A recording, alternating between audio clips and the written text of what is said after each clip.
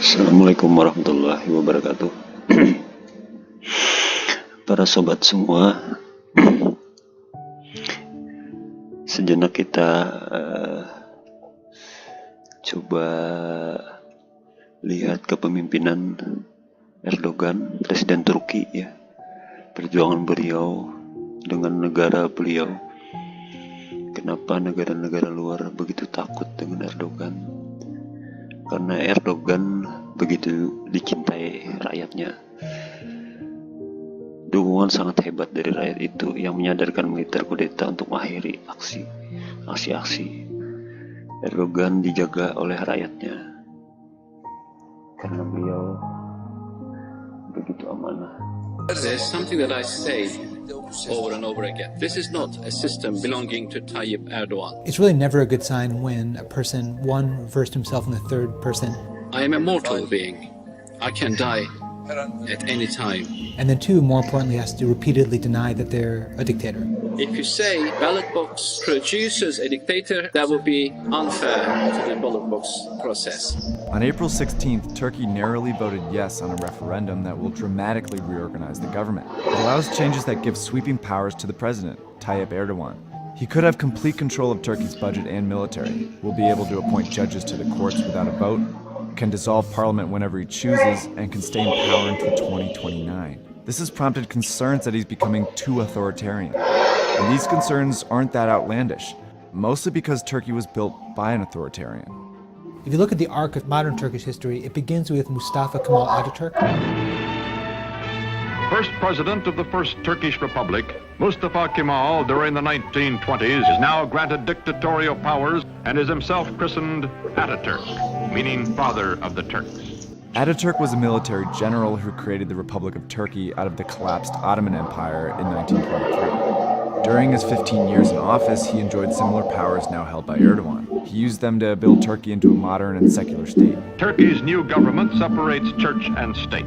So he banned head coverings. To Kemal, this headgear, the fez, symbolizes Turkey's oriental fatalism and ignorance. He will abolish it. He put mosques under state control. Islamic traditions are shattered. He made it basically illegal to discriminate against women. He takes pleasure in the company of emancipated women. He made women's education compulsory. He made literacy rates rise. He made schools open to everyone. To make a modern nation, all Turkey must be sent to school. Ataturk also industrialized his country.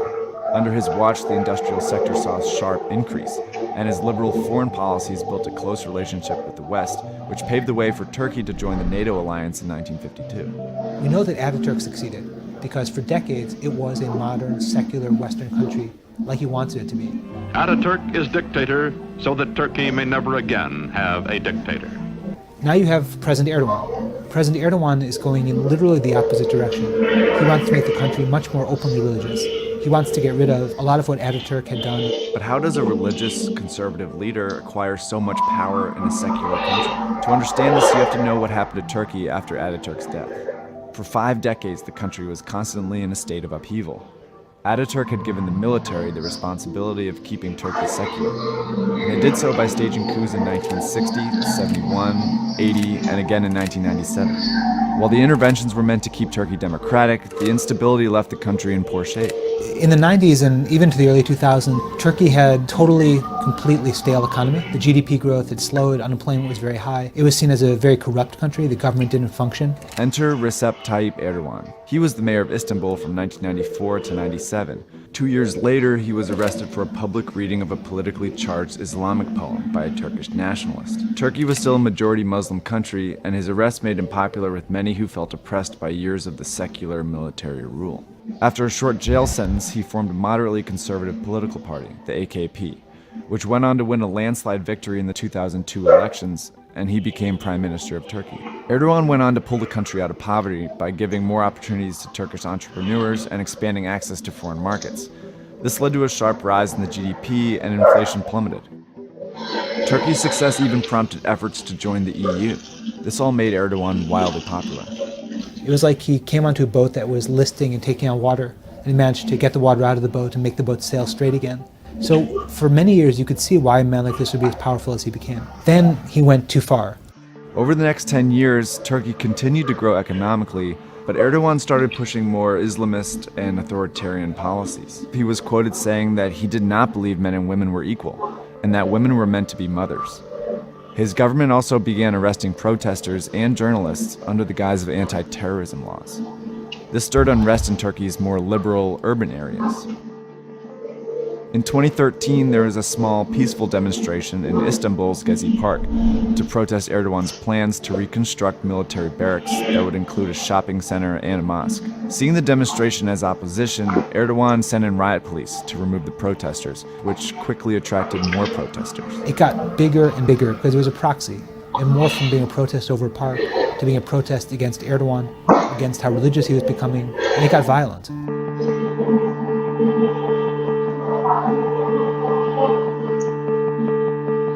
Previously, he had not been a brutal ruler. After this, he became a brutal one. Erdogan began removing Ataturk's secular laws more aggressively. He ended the ban on wearing headscarves, tightened restrictions on alcohol sales, and freed mosques from government control. Then in 2014, Erdogan was elected president, which in Turkey is a ceremonial role with little real power. But that didn't put an end to the arrests made across the country, which indicated that Erdogan was still in charge. And there were two groups of people who were terrified by this. One, the kind of secular Turks who looked back to Ataturk and said, "What the hell's happening to our country?"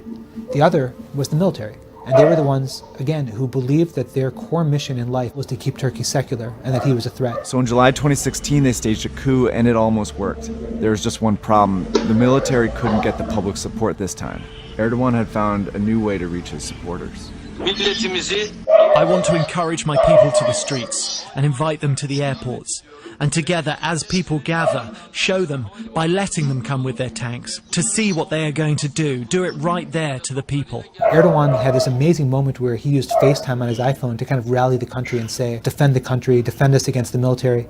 Come Turks, come to me, come help rally around me. And it worked. You had secular Turks for the first time in years defend Erdogan.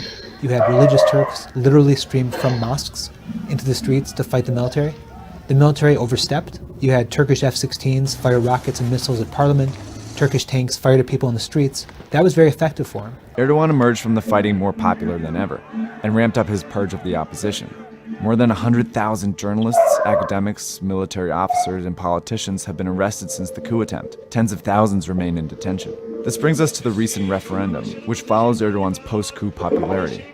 He set it in motion to acquire more power and to make it permanent. But the vote was much closer than it was anticipated, suggesting that much of the country wants to hold on to the secular Turkey created by Ataturk, and they're willing to fight for it.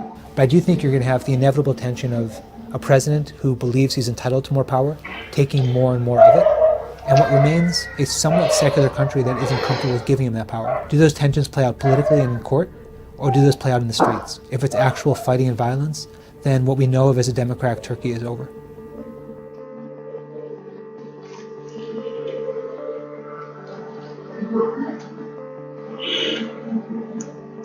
Ya, sobat, demikian tadi sekelumit